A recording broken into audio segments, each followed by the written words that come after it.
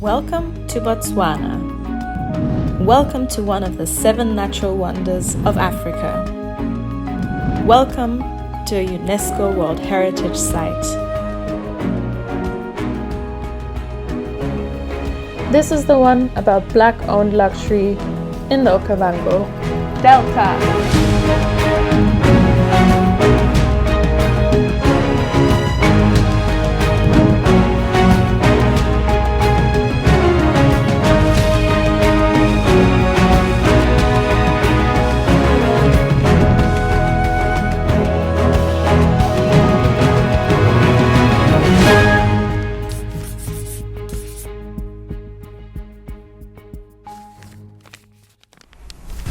Country number 19 loading. Yay! I'm so excited. I am getting ready to go to the airport to head to Botswana, which is going to be the 19th country that I'm visiting on this beautiful continent. Super excited. What makes this trip even more special is that I'm going to be staying at a Black-owned luxury lodge in the Okavango Delta, on the edge of the delta.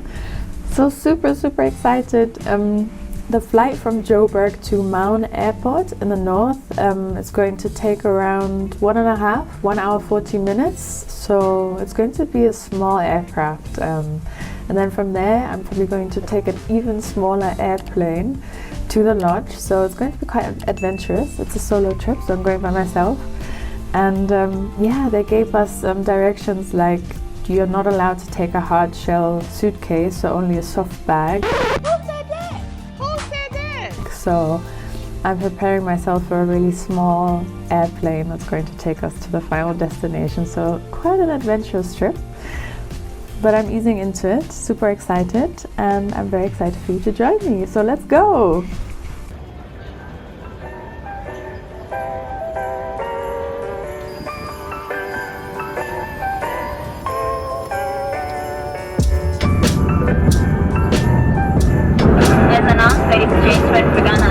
And approaching to Maun, we'll be landing shortly. Ensure that your armrests are down. So here we are, touching down in my 19th African country, arriving at Maun Airport in Botswana. What a wonderful feeling. Upon arrival, there was a little bit of a health check, which was quite comforting actually in the day and age of COVID-19, before I went on to passport control. And my first meeting with Africanbushcamps was very amazing. There was someone holding up a sign with my name. I was taken to the next check-in counter, and then a little bit of a private lounge, which was very nice. Beautiful decor, nice woven baskets, free drinks, and then it was on to the connecting flight. And let me tell you, this was the smallest plane I have ever flown on in my life. Definitely an adventure, but the views were so stunning. Really, nothing compares to seeing the delta from above for the very first time. And I even had my first wildlife sighting on the plane already. If you look closely, you can see an elephant in the distance. So yeah, definitely 5 stars for that adventurous flight with the little plane. So as soon as we landed, we were greeted by our safari guide, Aubrey. The vehicle was ready and it was straight onto the safari car to go on our first game drive. So that's what we did. We bid farewell to the plane. And what was really cool, before we set off, every guest got their own personalized water bottle, which was refillable, was refilled for you every single day, multiple times a day even. Super cool approach to being environmentally conscious, and I carried that water bottle with me for the whole stay. Let's take some time to talk about the Okavango Delta.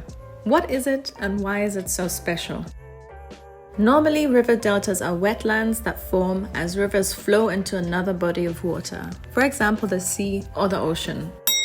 As the river flows into the ocean, it carries and deposits sediment that creates a triangle-shaped landform. This is the delta. Here's a really nice example from Iceland. In very rare cases, deltas can also empty into land, and Botswana's Okavango Delta is such a rare case. The water goes nowhere, it just eventually evaporates and transpires, creating the most lush and wonderful environment for wildlife.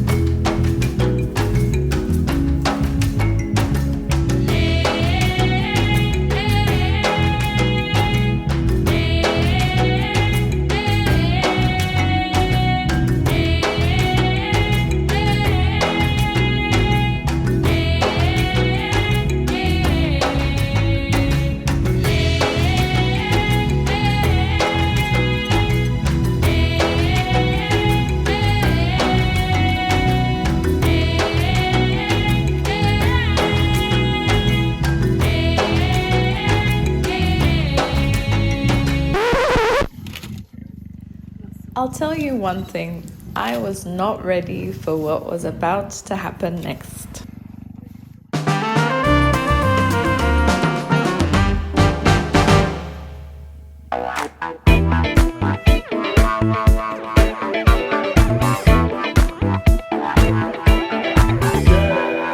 Wow, that was both amazing and incredibly awkward to watch at the same time.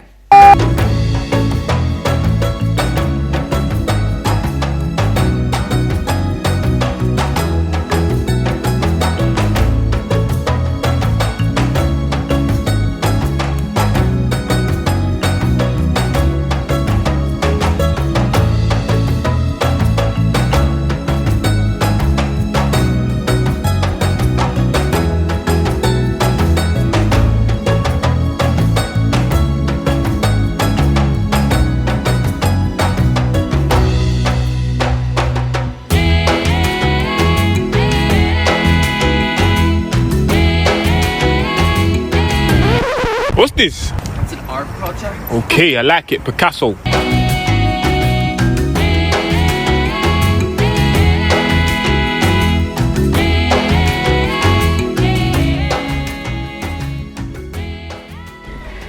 I don't know where to start. I mean, look at this. I have a little tea station here.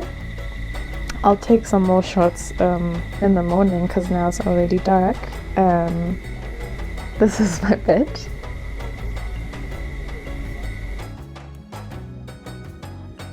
I mean, look at the decor, is just so nice, so tasteful. A little wooden fan. This thing is so pretty as well. Little handwritten note with some elephants, which are my favorite. So cute. My first sink and mirror, and you know, look at these lovely glasses, so stunning. And I'm staying here by myself, so yeah, you've got a little closet area, of course a safe. My bag is already here because the service is amazing, and there's another sink and another mirror. Look at this looks so amazing as well. And then they were like, oh, this is your indoor shower, because of course there's not only an indoor shower, there's also an outdoor shower. Why? Because I'm bougie. I'll check it out tomorrow. So stunning. The bathroom, I mean, look at these details as well. Basically, I'm completely speechless. If I were to go home tomorrow, it would already have been such an amazing trip. And like I said before, what makes this even more exciting and amazing is that every time I think about how amazing this is, how tasteful this is, how luxurious this is, I think about, this is black owned. This is a black owned camp. This is a black owned hotel and safari chain started by a former guide. It just makes everything so much better. I'm literally so excited. I can't wait for tomorrow. We haven't even had dinner yet. I'm sure it will be amazing. Even the welcome drink was amazing. It was a fresh ginger and lemon lemonade with like rosemary leaves on it. I don't know, it's just so stunning. I want to cry. You may or may not know that I started a guide to black-owned hotels in Africa together with Sleep in Africa. They have a super cool Instagram page. Do check it out. I'll leave more information in the description. But of course, we're always on the hunt for new and exciting hotels, accommodations to add to the guide. So I'm very excited to have found Africanbushcamps. Africanbushcamps was started by Beks Ndlovu, who used to be a professional safari guide in Zimbabwe. He then started his own camp with a vision of more creative and imaginative safaris that also places the guides at the center of the experience. Over 15 years later, Africanbushcamps has expanded to Botswana and Zambia. Across those three countries, Zimbabwe, Botswana and Zambia, they now have 17 stunning camps and lodges.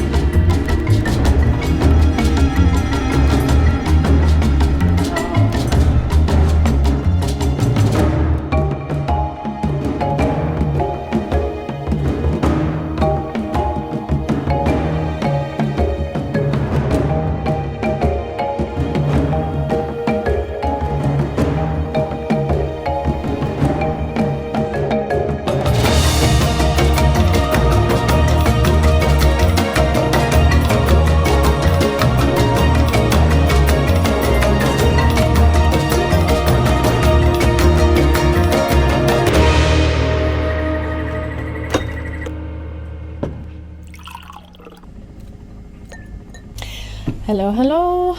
Just hanging out on my porch. Lovely having a fresh lemonade made from fresh lemon. It's really, really amazing. The weather, it's so hot. I didn't actually expect it to be this hot, because they said similarly to South Africa that the temperature is quite extreme. So during the day it's warm, but since we're in winter, at night and in the early morning I can get really, really cold. So I brought all my warm clothes, like my wool scarf and everything, and it was quite cold during the morning drive, but not as cold as SA. So it's much warmer than I expected, and now just in the middle of the day it's super, super hot. It feels like it's close to 30 degrees. I don't know.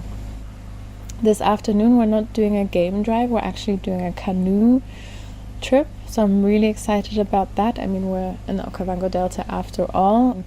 And now, between basically 12 is lunch, but then after that until 3 there's a siesta. So you can basically do whatever you want, relax a little bit, and yeah, that's what I'm doing.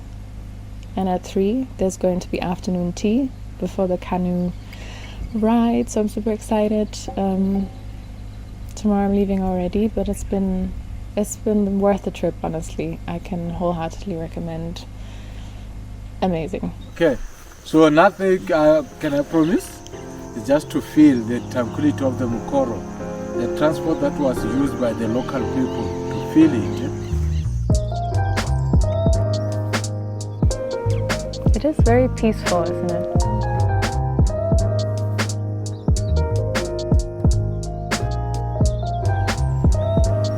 Abby, do we need to be worried about crocodiles? Laughing is not an answer.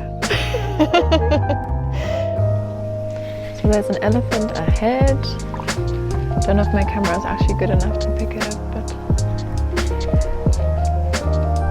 seems to be a bit spooked by us and it's leaving.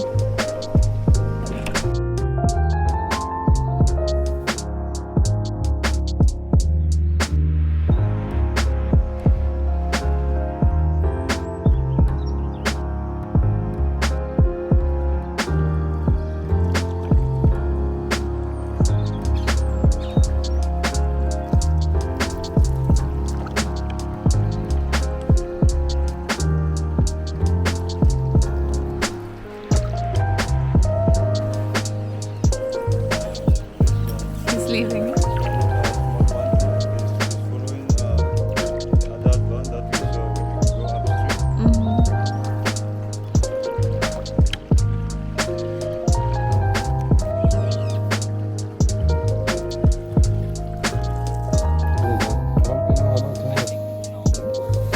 Sorry, I filled it the African way. Thank you. Yes, thank you.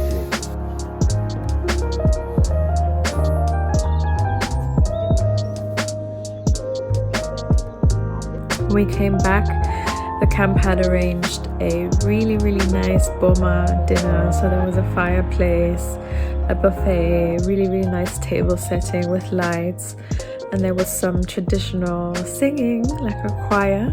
Actually, was all the staff who work here. They sing so well, such a good choir. I was very positively surprised, and also did some dancing, so it was really enjoyable. Had a great last dinner.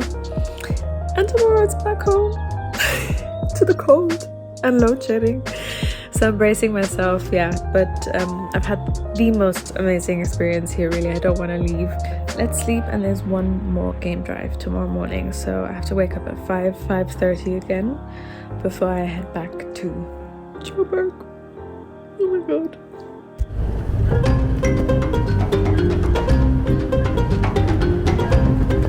So this is the river bushmen of Khwai. So they've been living here since 1966. So what happens, you find that you can have like different types of like houses within the community. From the traditional modern hut in something called randavel, which is kind of like a thatch roof. And also you can have like the modern house. So all these houses are now found in the thing because they are no longer living their traditional life of being nomadic. So which means now because they are in a settlement, they need to have got like kind of like a permanent home.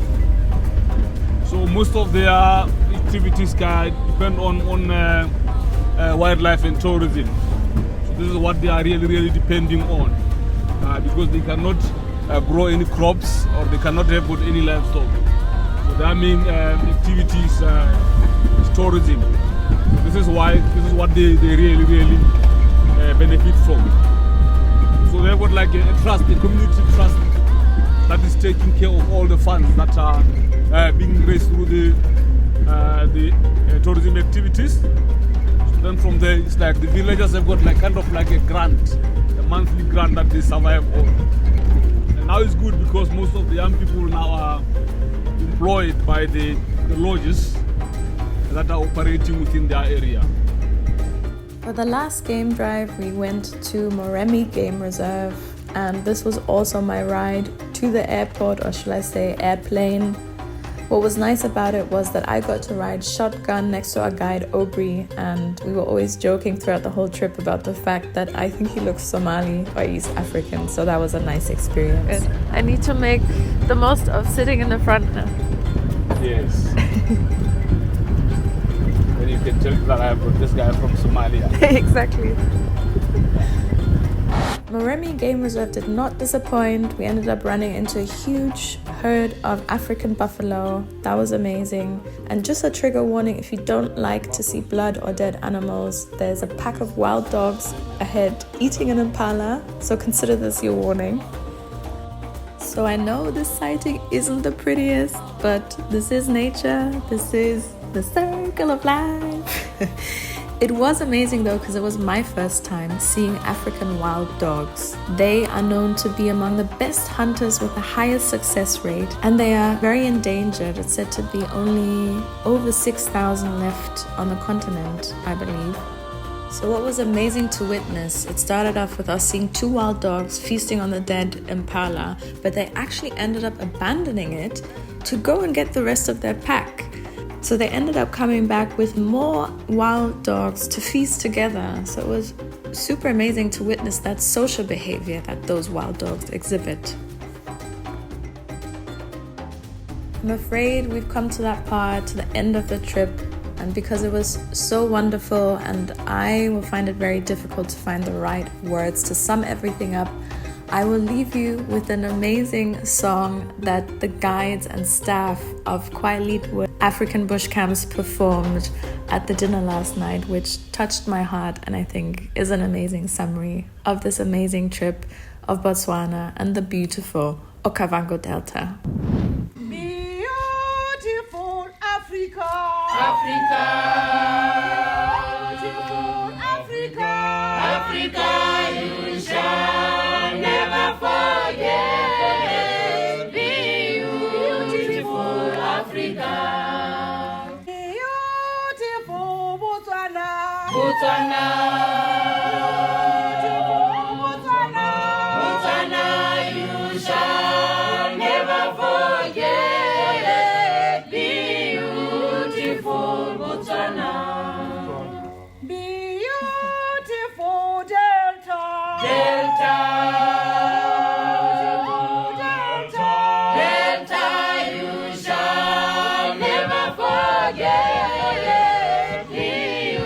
Beautiful Delta, beautiful Africa, Africa, Africa, you shall never forget. Beautiful Africa.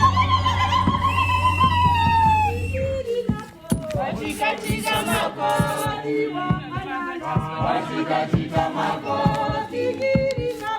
wachika mako.